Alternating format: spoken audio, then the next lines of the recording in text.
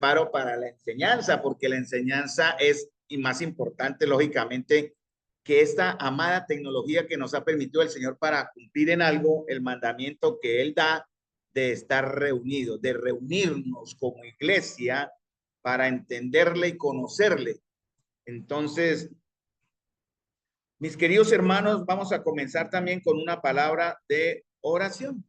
Padre Celestial, damos gracias, Señor amado, por la oportunidad que tenemos ahora de poder abrir tu palabra y tu verdad y ser edificados por medio de ella. Gracias, Señor, porque tu pueblo aquí reunido, Señor, por estos dos medios, el uno presencial, el otro a distancia, pero Señor, con los corazones, nuestros corazones abiertos y atentos para escuchar, Señor, tu verdad que se expresa y se revela en tu palabra. Este misterio, Señor, tan grande, de lo cual, Señor, queremos aprender y vivir la iglesia. Y vamos, Señor, te damos las gracias porque empiezas a mostrar tus propósitos para con nosotros la iglesia desde el principio de los tiempos. Así que, Señor, te ruego que nuestros corazones estén abiertos y nuestra inteligencia y sabiduría atenta a escuchar tu verdad para que crezcamos en la gracia y el conocimiento de nuestro Señor Jesucristo. Te damos las gracias, Señor, en el nombre de Jesús. Amén. Bueno, mis amados, hubo algún inconveniente ahí con las presentaciones, pero no pasa nada. Vamos a Hebreos 5:14. Aquí fue donde comenzamos el jueves anterior, o más bien dando como un engancho para iniciar el estudio, porque tiene que ver con esto. Hebreos 5:14 va dirigida a la iglesia, o sea, a nosotros, en este momento a Santa María, tanto los que están allá como los que están aquí presencialmente. El Señor nos dice, el alimento sólido es para los que han alcanzado madurez, para los que por el uso tienen los sentidos ejercitados en el discernimiento del bien y del mal. Esta enseñanza que vamos a ver, que tiene y arranca en Efesios capítulo 3, donde Pablo habla de un misterio que Dios le entregó a él y que era el momento o que él estaba revelando por el mandato del Señor. Este misterio tiene mucho que ver con algo que nunca cambiará de vigencia, por decir así, nunca dejará de ser, que es el evangelio, ¿no? Nosotros estamos, toda nuestra fe, toda nuestra práctica de iglesia se basa en el evangelio. Y el misterio de Dios, por medio del evangelio, habla de la iglesia. Y habla de la iglesia de varias formas, ¿no?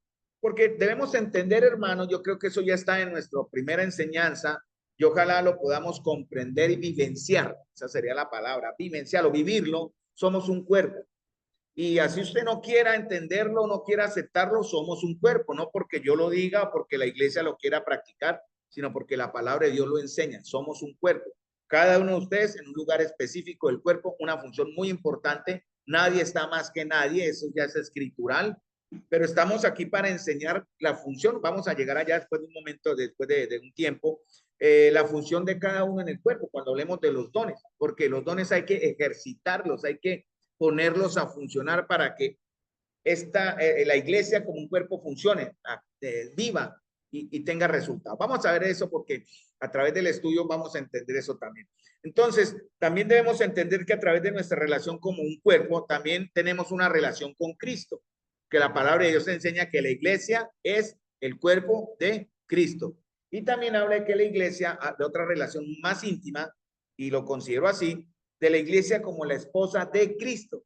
O sea, individualmente somos creyentes, hijos de Dios, somos parte de la iglesia universal que ha vivido y existirá eternamente a través de los tiempos, pero localmente y ahora somos parte de una iglesia, valga la redundancia, local. En este caso, Santa María. Aquí donde están ustedes. Y delante del Señor, obviamente porque es delante del Señor, no delante del liderazgo ni delante de los hermanos, no es para que haya una, en realidad como una obligatoriedad que porque estoy en el grupo tengo que, no, porque estoy en la comunión de la iglesia, debo entender que tengo una función. Y al tener una función tenemos que hablar de la membresía, lo que significa ser miembros de un cuerpo local, en este caso, Santa María. Bueno, pero vamos a Efesios capítulo 5, versículo 25 al 32. Porque Pablo comienza a hablar, de la primera vez que la palabra iglesia se menciona es en Mateo capítulo 13, ¿no? Ahí donde comienza el Señor a revelar un secreto, llamémoslo así.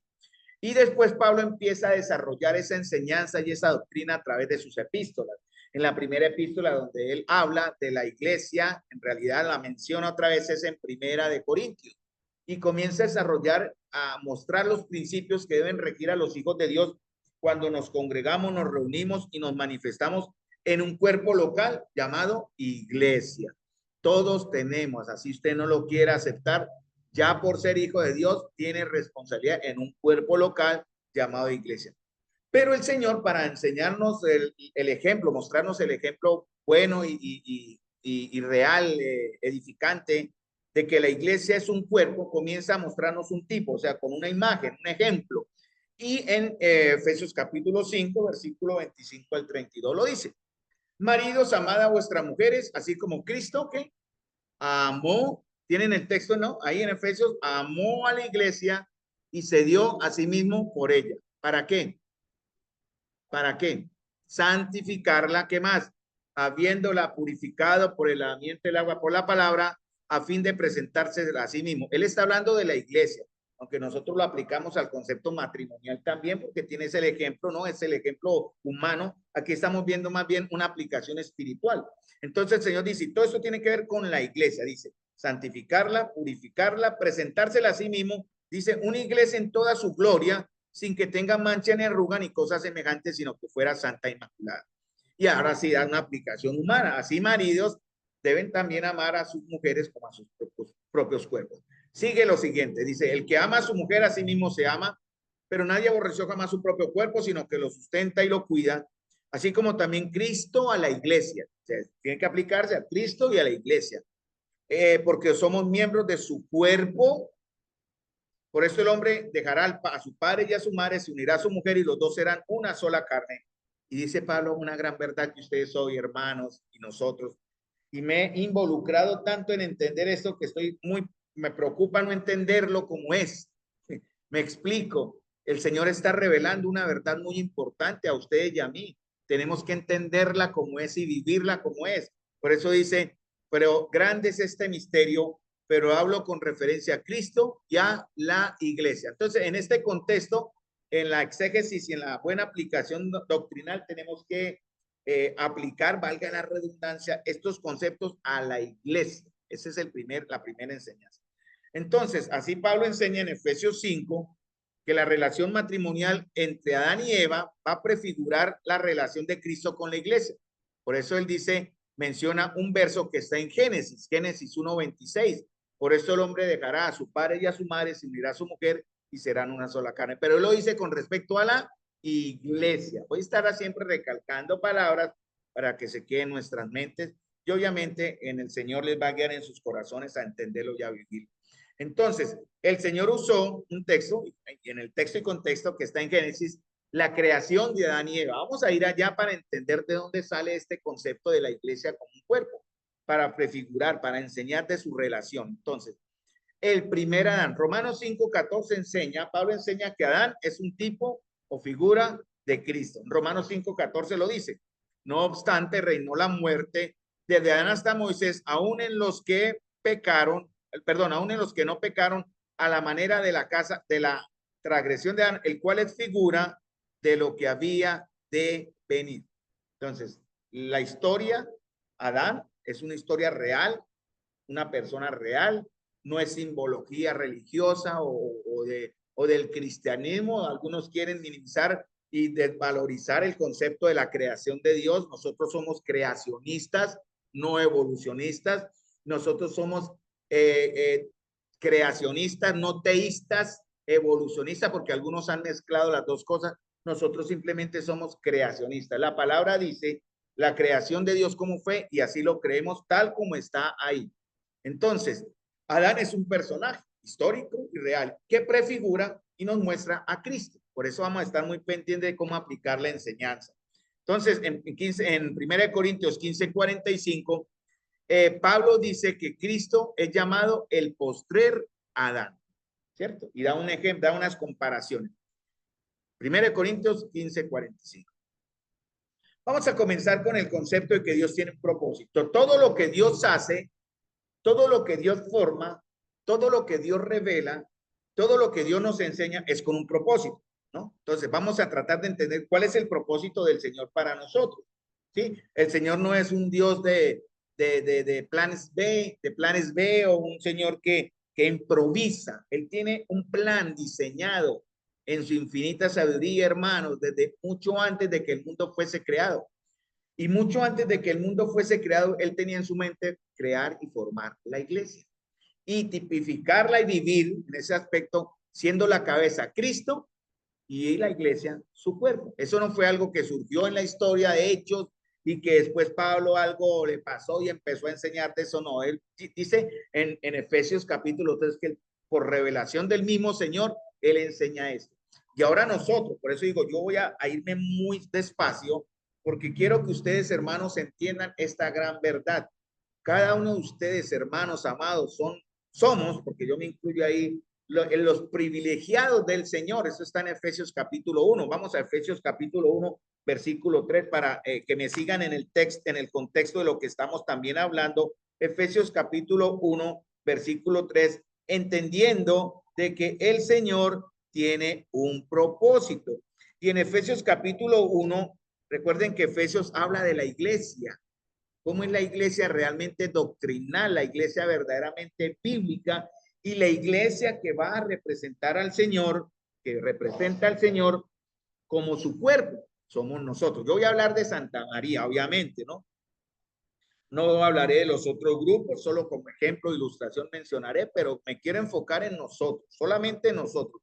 Y dice en Efesios capítulo 1, versículo 3 al 5, dice, bendito sea el Dios. Recuerde que él está hablando a los de Éfeso, individualmente y a la vez como una iglesia, como una comunidad, una comunión, algo corporativo, ¿no? Entonces, dice, Pablo, apóstol de Jesucristo, por la voluntad de Dios, Efesios 1:1, a los santos y fieles en Cristo Jesús que están en Éfeso.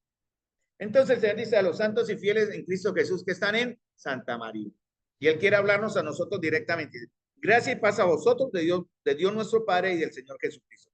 Dice ahí, verso 3, bendito sea el Dios y Padre de nuestro Señor Jesucristo, que nos bendijo, y está hablando a la iglesia, recuerden, dice, que nos bendijo con toda bendición espiritual en los lugares celestiales en Cristo. Más adelante en Efesios 12 lo singulariza más, ¿no? Porque ya lo aplica de manera personal, ¿no? Estábamos muertos en delito y pecado. Pero aquí Pablo comienza a enfocarle a la iglesia, concéntrense que todos nosotros, dice en el versículo 1, el Señor nos bendijo con toda bendición espiritual en lugares celestiales. Según nos escogió en él, escuchen hermanos, antes de la fundación del mundo para que fuésemos santos y sin mancha delante de él. En amor, habiéndonos predestinado para ser adoptados hijos suyos por medio de Jesucristo, según el puro afecto de su voluntad. Entonces, la iglesia existe en la mente del Señor mucho antes de que la creación fuese hecha. Antes de que el Señor formase el cielo y la tierra y ordenase las cosas, Él ya en su mente tenía el plan de cómo organizar la iglesia. O sea, el proceso, obviamente, estoy usando términos humanos, ¿no? Pero lo del Señor es mucho más sublime, ¿no? La gloriosa oportunidad que vamos a tener nosotros de mostrar al Señor. Esa es la idea, ¿no? Que vamos a verlo a través del estudio, por eso no corremos. Dice Isaías 45:18 y les leo para que escuchen y si tienen rapidez en la Biblia lo buscan. Isaías 45:18, hablando del propósito de Dios, Dios dice, porque así dijo Jehová que creó los cielos, Él es Dios, el que formó la tierra, el que la hizo y la compuso, no la creó en vano, para que fuese habitada la creó. Yo soy Jehová y no hay otro. Este verso es muy bonito para aplicarle a los testigos de Jehová, cuando hablan de que también hay un solo Dios, porque aquí habla también, y más adelante lo veremos en Proverbios, de Jesucristo como creador. Juan capítulo 1 también habla de que Él estaba, todas las cosas fueron creadas por medio de Él. Colosenses también habla de que todo fue creado por medio de Jesucristo. Dios en el Padre estaba creando, Jesucristo en el Hijo estaba creando. Entonces, Génesis capítulo 1, versículo 1, comienza con un hecho observable conocido por todos. Vamos a Génesis 1 porque ya vamos a empezar este camino de ver a través de la Biblia. Bueno, hermanos, les confieso, si empezáramos vamos a empezar de Génesis, pero vamos a tener que brincarnos mucho proceso para llegar al final porque se nos iría, les digo de corazón sincero, años, se lo digo porque me he dado cuenta tanto que hay acá que no alcanzaría el tiempo de enseñarlo todo, pero vamos a aplicarlo de Génesis 1 y brincar al concepto, porque si no nos quedaríamos en esto, les digo de verdad, años escudriñando esta gran verdad.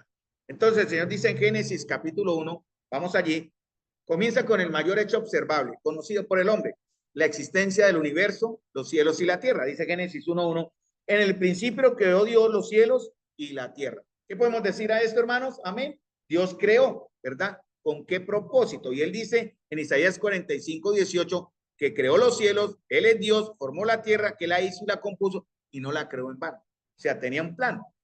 Pero, y también habla de algo muy importante que hay que enfocar en esto, hermanos, la existencia de un Dios que crea. O sea, Él es el creador. Eso para aquellos que son evolucionistas o teístas evolucionistas, vamos directamente al concepto de que el Señor es el creador. Nosotros no ponemos en duda ni queremos mezclar, porque algunos pseudocristianos quieren decir, bueno, la evolución sí existe, pero Dios creó y permitió que evolucionara.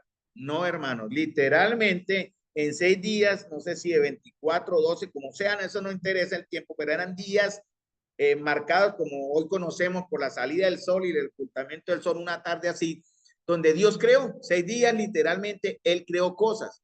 Vamos a ver porque podemos, hay una contradicción en el verso 2, solo lo voy a mencionar como ilustración. Hay una aparente contradicción entre el verso 1 y 2.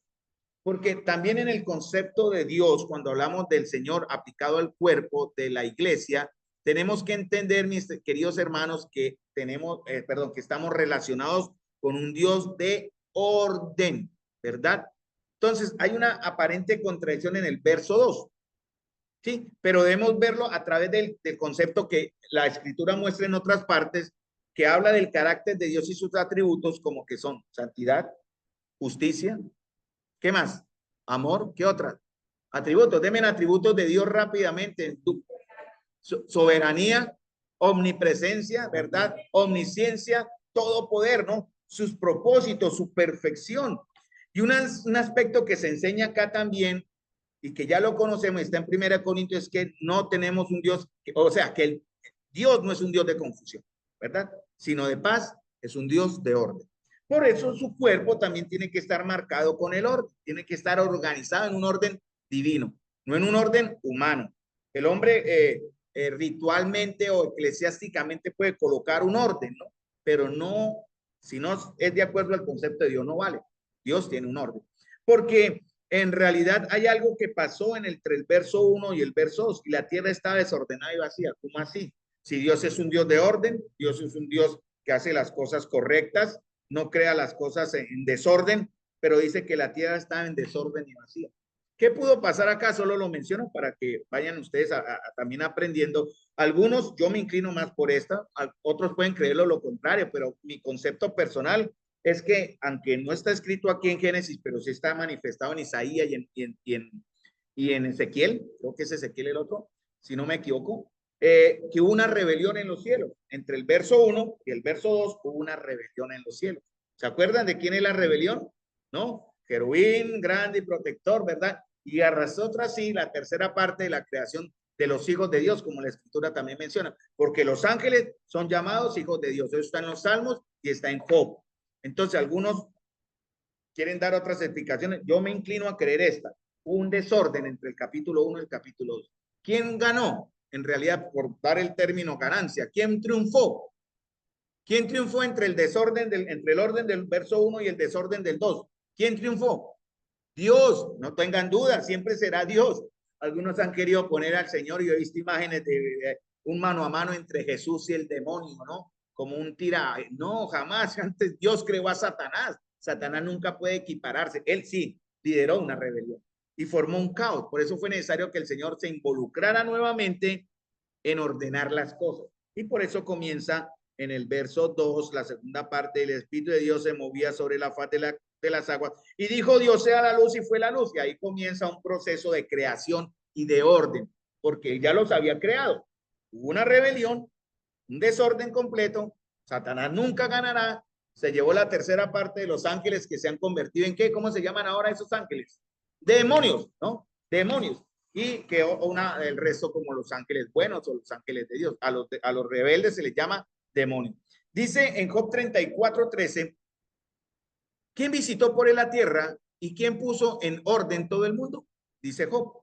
En Proverbios 8:23 nos revela quién habla en su contexto, porque si vamos a Proverbios 8:23, dice, eternamente tuve el principado, desde el principio, antes de la tierra, y adelante uno hasta el verso 30 dice, con él estaba yo ordenándolo todo, y era su delicia de día en día, teniendo solaz delante de él todo el tiempo. ¿De quién habla acá? Jesucristo, ¿no? Porque él es el principado sobre su hombro, Isaías, ¿no? ¿No? Llamará su nombre consejero, Dios fuerte, Padre eterno, príncipe de paz. Pero aquí habla en el contexto de Proverbios 8 de Jesús. Colosenses dice que todo fue creado por medio de él y para él. Juan capítulo 1 dice que todo fue creado también por medio de él, ¿no? Él estaba con Dios, ¿no? No era un Dios, como enseñan los mentirosos testigos, ¿no? Colocan ese articulito de uno y dicen, no, es uno más. No, era Dios en Cristo creado. Entonces Jesucristo estuvo presente en la creación. Y como el postrer Adán, porque ese es el título que en la enseñanza él va a recibir, porque así se representa, es el tipo que él quiere enseñar, él ya tenía un diseño para quién, para la iglesia, para su esposa. En la misma creación, antes de que todo fuese creado, él ya sabía, pongámosle un ejemplo un poco muy directo, yo lo creo así también, él ya sabía, el Señor, que aquí existiría un local, un lugar bíblico, y él preparó todas las circunstancias para que aquí nos reuniéramos un grupo de personas amantes de él, deseosos de conocerle, buscando con alegría y sencillez de corazón el conocerle, en entenderle y en vivirle aquí en Santa María. Y él estaba pensando en el diseño de cómo sería Santa María como su esposa, como su cuerpo. ¿Sí me entienden los ejemplos para igualar, ¿no? Para que no espiritualicemos tanto, pero tiene que ver con eso, hermanos. Él ya tenía en mente a su iglesia, cada localidad, cada parte donde se reúnen los hermanos. Y abro comillas, solo voy a abrir comillas porque a veces satanizamos mucho la denominación, pero bueno, hay hermanos buenos, hermanos honestos y hermanos sinceros, ¿no? Lo denominacional es más humano que divino, pero no entremos a juzgar eso ahora. Hablemos de los hermanos que componen las diferentes asambleas con diferentes nombres. Por eso podemos relacionarnos con hermanos de diferentes asambleas, de diferentes nombres en la comunión y en la fe. Entonces, ya sabemos que el Señor ordena, Él crea, Él es orden, ¿no? Entonces Dios no es Dios de confusión, sino de orden. Por eso Él comienza la creación en Génesis capítulo 1, versículos. Devolvámonos un poquito a Efesios 5, 21 al 32, solo para empezar a concatenar estos dos conceptos. Eso, concatenar, quiere decir empalmar bien el concepto que está en Efesios y el concepto que vamos a empezar a ver aquí en Génesis a partir del verso ¿qué? Perdón, del verso 24 en adelante, más o menos. Vamos a ver, 26, Génesis 1, 26. Ahí vamos a arrancar. Pero vamos a empalmar el concepto de Efesios. Ustedes me van a ayudar también. Efesios 5, 21 y 32 nos dice cuáles son los propósitos de Cristo para su iglesia. Entonces, Efesios capítulo 5, versículo 31 y 32. ¿Cuáles son los propósitos de Cristo para su iglesia? Cristo va a ser ¿qué? Cabeza de la iglesia. Y obviamente al hablar de cabeza entendemos que hay un cuerpo. O sea, en Efesios 5 se enseña que Cristo va a ser la cabeza y la iglesia va a ser el cuerpo. Esto toca como en primaria, hermanos, porque en verdad esto es profundo. Yo digo, si profundizamos más, nos quedamos buen tiempo. Para mí, por lo que he visto, dije, Señor, no, es una maravilla. Real, diría yo, Señor, no, dame más vida. Yo quiero vivir hasta los 1000 años para aprender todo esto. Pero no se puede. Vamos a tener que resumir en cierta manera y aprender lo principal para poderlo vivir. A manera de que lo vayamos viviendo, el Señor nos va a seguir enseñando. Entonces, Cristo es la cabeza y la iglesia es un cuerpo. ¿Qué más dice en Efesios 5, 22? Que Cristo es el salvador de la iglesia, ¿cierto? ¿Sí lo dice así? ¿Sí? Cristo es el salvador de la iglesia. Muy bien, ¿qué más dice que es? La iglesia está sujeta a Cristo. Cuando habla en Efesios capítulo 5, le estoy dando los conceptos que ustedes pueden ir anotando en sus hojitas, porque también me llevaría tiempo explicar esto. Ahora dice que Cristo, dice, la amó y se entregó a sí mismo por ello. Entonces, ¿qué espera que el Señor que haga la iglesia? Si Él amó a la iglesia y se entregó a sí mismo por la iglesia, ¿qué espera el Señor que haga? Que la iglesia lo ame y se entregue a sí mismo por Él. Esa es la idea. En el matrimonio se aplica igual, ¿no? ¿Y cómo dice que la iglesia se entrega a Cristo así como Cristo se entregó a ella? ¿Para qué? ¿Qué es santificarla? ¿Qué es santificarla? Es diferente santificarla a hacerla santa. Quiero aclarar eso. Santidad, santificación es un proceso, santidad es un hecho. El Señor hizo a la iglesia, a los creyentes, ¿qué? Santos, pero hay un proceso que se llama santificación. ¿Sí? Entonces, algunos van a estar más santificados que otros. La palabra santificación tiene que decir poner aparte para un propósito. Entonces, nosotros ya somos santos delante del Señor porque en Efesios 1 dice a los santos y fieles, pero también dice que Él nos preparó para santificar, nos ha apartado para algo. ¿Cuál es el propósito del Señor para nosotros? Eso es lo que buscamos entender, ¿no? Como iglesia. ¿Cómo nos va a santificar el Señor para funcionar de una manera real y efectiva? Dice, para santificarle. ¿Y cómo la santifica? Dice ahí, por el lavamiento del agua, ¿de qué? ¿La palabra de quién? De Dios, ¿no? No es la palabra del líder, la palabra del profeta, la palabra de la revelación. Tengamos cuidado con eso. La palabra de Dios. ¿Para qué? ¿Cuál es el propósito? También dice, ¿para qué? Presentársela a sí misma. Recuerden que estamos hablando de la iglesia y Cristo, no tanto del matrimonio en sí, aunque se puede aplicar también. Pero en este caso es la iglesia. ¿Para presentársela a quién? A sí mismo. ¿Cómo? Gloriosa. ¿Qué significa gloriosa? No, eso lo dice en adelante. Gloriosa es diferente. ¿Qué significa gloriosa? ¿Qué es gloria? Por ejemplo, la luna refleja la gloria. ¿La luna tiene luz propia? No, la luna no. La luna refleja ¿qué? El sol, ¿cierto? Creo que es 1 Corintios, pero no anoté el verso. Dice que nosotros somos transformados como de gloria en gloria. La iglesia debe reflejar a Cristo, la gloria de Cristo. Esa es la idea, ¿no? ¿Y cómo? Para que llegue a ser sin mancha y sin arruga. Pero nosotros como iglesia estamos llamados, hermanos, a reflejar la gloria. ¿Cómo es eso? ¿Cómo se refleja la gloria del Señor? Recuerden cuando Moisés tuvo su encuentro en el monte y cuando él bajó del monte, ¿qué pasó? Él estuvo un tiempo, su rostro resplandecía, hermano. ¿Por qué? ¿Por qué resplandecía Moisés? ¿Por qué? Porque él recibió por varios días, muchos días, la gloria de Dios. Y al recibir la gloria de Dios, él, digamos que se impregnó, déjame así, pero él reflejaba, tanto que tuvo que ponerse un velo, ¿verdad? Y tuvo que, en cierta manera, evitar. Porque el Señor, cuando estamos en esa intimidad, hermanos, eso es lo que vamos a buscar como iglesia, tenemos que empaparnos o acercarnos de tal manera a la gloria de Dios que la reflejemos. Yo creo que me están entendiendo el concepto, ¿no? Entonces, reflejar. Hermano, y eso no es trabajo del líder. El líder, o ya sea, perdone la palabra líder, el hermano responsable de la enseñanza, en este caso Carlos o el hermano David, que somos los ancianos, tenemos que reflejar la gloria de manera personal en mi relación con Dios, pero ustedes también, ¿no? No hay excusa, no es que eso es solamente allá el santo que está en el púlpito. No, hermanos, somos igual sujetos a pasiones, debilidades, obren por nosotros porque más nos dan. Pero igual manera estamos llamados todos a potenciar porque toda la iglesia está llamada, es trabajo. Y veo aquí a los que están acá y podría nombrar algunos fácilmente. Cada uno de ustedes está llamado a esa gloria personal, empapar o llenar de manera agrupar la iglesia a reflejar la gloria del Señor. Ustedes me están entendiendo. ¿Qué más hace el Señor por la iglesia? Dice que la sustenta y la cuida. ¿Sí? ¿Sí es eso? Así como dice, se me perdió aquí el texto. Perdóneme, ¿puede leerlo? Pero encuentra en la parte porque ahí está. Él la sustenta y la cuida. Eso está ahí en Efesios. Es que no anoté los versos acá realmente para. Ahí está en ese texto. Sustenta 29, perfecto. Es que no abrí aquí la Biblia, entonces yo aquí no coloqué. ¿Sí? Sino que sí, ahí está. Nadie aborreció jamás a su propio cuerpo, sino que lo sustenta y lo cuida. Entonces, ¿qué va a hacer el Señor por nosotros?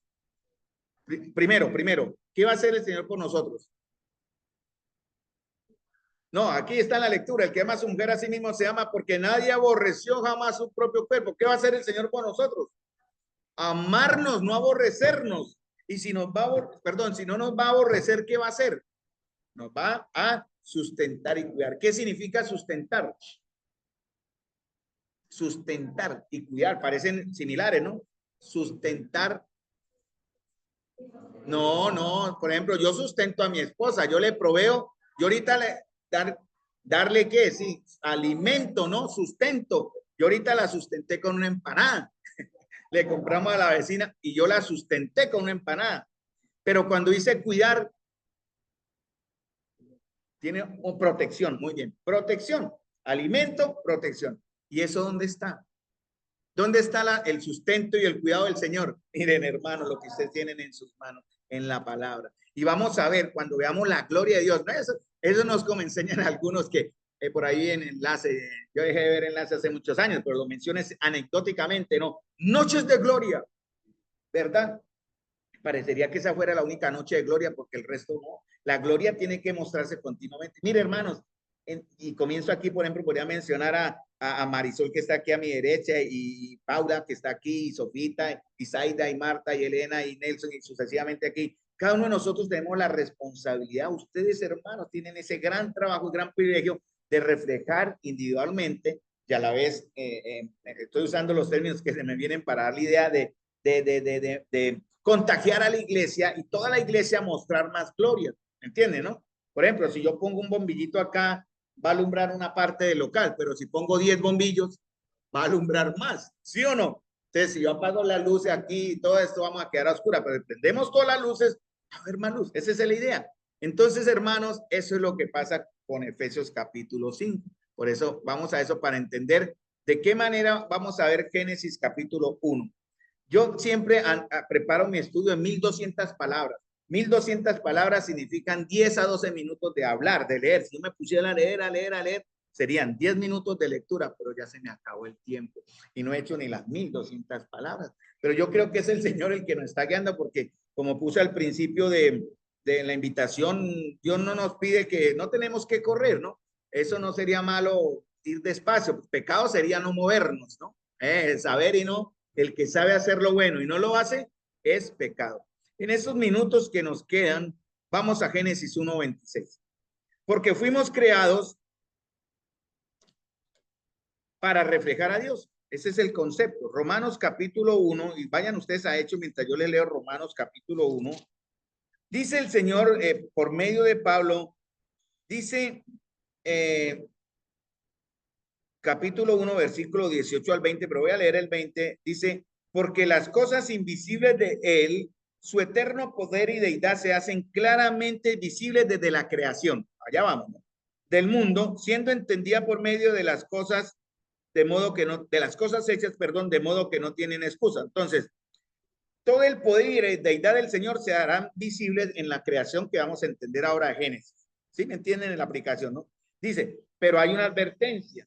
Pues habiendo conocido a Dios, es lo que dice en el verso 21, no le glorificaron como a Dios ni le dieron gracias, sino que se envanecieron en sus propios razonamientos y su necio corazón fue entenebrecido. Entonces nosotros no estamos buscando acá desconocer, hermanos, tengamos mucho cuidado porque somos responsables ahora. Yo, por lo menos, personalmente, hoy llegué muy sensible, no sé si mi esposa se dio cuenta, hoy llegué como, me puse, estaba pensando en esto. Hay momentos en que el trabajo me distrae, pero otras veces cuando me pongo a pensar y el Señor me puso a pensar en esto y me está como juzgando el alma de la responsabilidad que yo tengo, Carlos, cada uno de ustedes la tiene tan, Carlos, de entender esta verdad y vivir. O sea, eso me está aquí en mi mente y en mi corazón de manera personal de lo que el Señor me está a mí personalmente enseñando, que yo quiero enseñarles a ustedes, pero como vamos a la escritura, si me equivoco, me ayudan también, porque,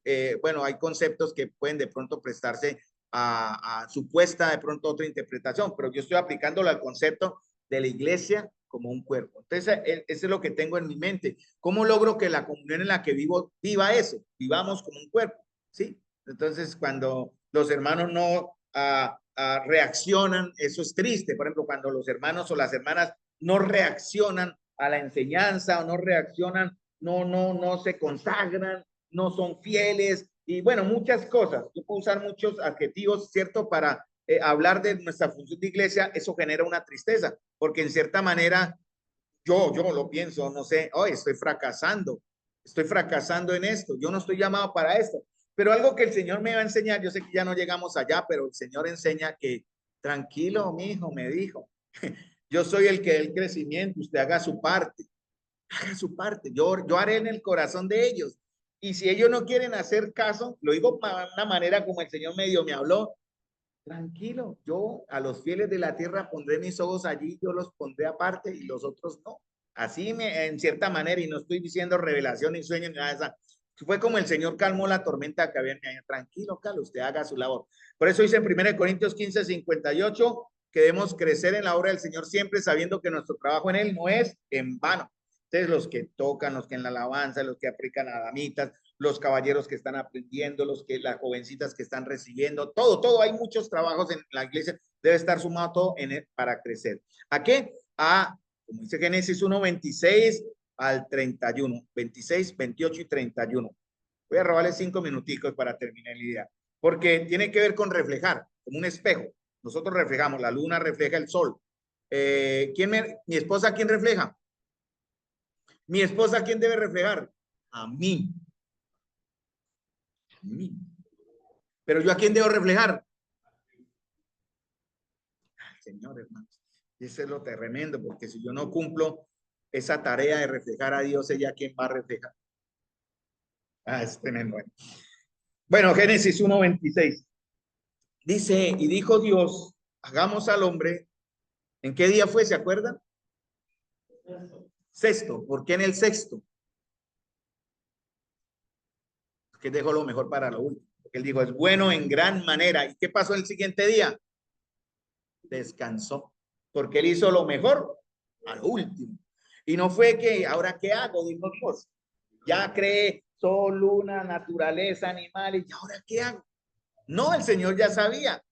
Porque él creó un ser. Dice, conforme, bueno, como comienza el verso, ¿no? Hagamos al hombre. Es un plural. ¿Hagamos a quién? ¿A quién le está hablando? ¿Al ángel? Oiga, ángel, hagamos. No, el ángel no crea. Los ángeles no crean, ¿no? Él está hablando a los coiguales con él, en este caso a la Trinidad de Dios. Entonces le dice, y en este caso por eso Jesús es creador y el Espíritu Santo es creador. Y Dios el Padre es creador. Dice, hagamos al hombre a qué? A nuestra imagen y conforme a nuestra semejanza, y comienza a dar una serie de características que se van a aplicar a la iglesia de una manera especial. Porque recuerden, estamos hablando es de la relación de Cristo y la iglesia como Adán y Eva, posterior a Adán, ¿verdad? Y Eva, perdón, el primer Adán y Eva también, porque vamos a llegar a la creación de Eva, porque es la iglesia. Eva representaría en cierta manera, como un ejemplo, a la iglesia. Y el primer Adán, a Cristo. Es cierto, esa es la enseñanza. Entonces dice, hagamos al hombre a nuestra imagen, conforme a nuestra semejanza, y ejerza dominio sobre los peces del mar, sobre las aves de los cielos, sobre los ganados, sobre toda la tierra y sobre todo reptil.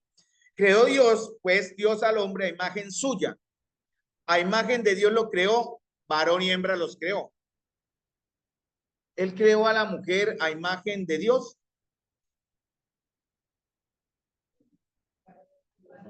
¿De dónde salió la mujer?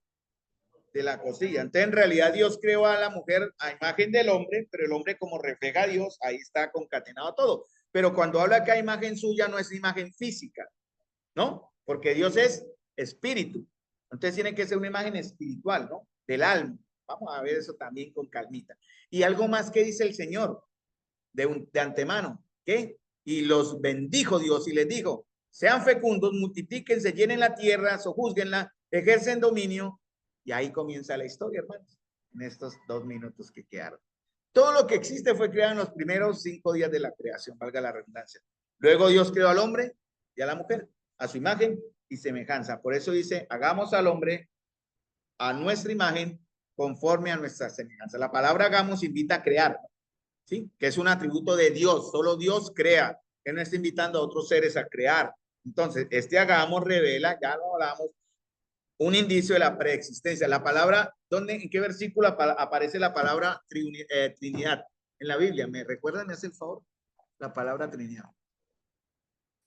No está, muy bien, no aparece, porque algunos van a atacar, ay no, la Trinidad no existe porque es que no aparece en la Biblia. Sí, no aparece, es verdad. Pero vamos a Génesis 1 y vamos a, bueno, hay otros, Génesis 6 también el Señor dice, ¿no? Descendamos y confundamos, ¿sí? Cuando Él le habla de hacer algo que solo le atribuye a él como Dios. Él está hablando a sus coiguales. Ahí está la Trinidad de Dios. Hay muchos versos en la Biblia, no sé, lo hice como pestañita ahí para enredar, pero yo sé que ustedes no se enredan. Cuando lleguen los mentirosos a tratar de enredarlos con que la Trinidad no existe o no, vamos y tenemos los textos en la palabra a decirles, mira, aquí está mostrada la Trinidad. No la palabra en sí, pero sí habla de que Dios existe en una perfecta comunión y armonía, el Padre, el Hijo y el Espíritu Santo. 3 personas y un solo Dios. Entonces, esta imagen de Dios incluye las facultades mentales y espirituales que el hombre posee, así como la capacidad que le dio de ejercer dominio sobre lo creado, la capacidad de relacionarse con Dios y las capacidades creativas. Vamos a dejar ahí, hermanos, porque, como dijimos, estas imágenes deben ser, esta imagen y semejanza son espirituales, obviamente, ¿no? Y deben ser necesariamente espirituales e intelectuales, mente, alma, ¿no? El hombre tuvo que ser formado según la naturaleza y perfecciones de Dios, ¿verdad? Que es espíritu. 1 Corintios 11:7 y paramos ya ahí, ya, ¿verdad? Cristo, el primer Adán, es la imagen y semejanza de Dios, y Adán es la imagen y semejanza de Cristo, quien es Dios creador. Entonces yo ya hice la pregunta, pero termino, me adelanté un poco. Eva es la imagen y semejanza ¿de quién? ¿De quién? De Adán. Eva es la imagen y semejanza de Adán, porque Eva fue, Dios sí se inclinó del polvo, formó al hombre y sopló en el aliento de vida, pero a la mujer ¿de dónde la sacó? De la vida del hombre. Durmió Adán de su costillita. Nosotros le damos la vida a ustedes, hermanas. Ay, qué rico se siente, ¿no? Pero ¿qué haríamos nosotros? Vamos a ver más adelante, porque sin ustedes no somos nada. Está en 1 Corintios capítulo 11, ¿no? Pero da un orden. Y como ustedes, hermanitas, eso lo vamos a ver también en el tiempo que me van a regalar para enseñarle a las damas un sábado, 2 sábados. Vamos a hablar de unos conceptos cortos para aplicar al concepto, a lo que estamos viendo en los caballeros de los diáconos, ¿no? Entonces, Eva es la imagen y semejanza del hombre. Por eso dice que la mujer refleja al hombre la gloria del hombre y el hombre la gloria de Dios. Pero ahora como el hombre y la mujer son uno, también se aplica, ¿no? La mujer en realidad llega también a ser imagen y semejanza de Dios. Es la aplicación. Pero la idea real es que la mujer fue sacada del hombre. Muy bien, vamos a dejar ahí. Me quedaron como 3 puntos, pero no importa. Yo no voy a correr. Lo importante, si el Señor llega ahora, por lo menos me voy satisfecho de que el primer concepto lo dejamos claro y en el nombre del Señor lo vamos a tratar de vivir, porque esto lo conocemos, pero hermanos, hay que empezar a vivir. ¿Vale? Vamos a orar.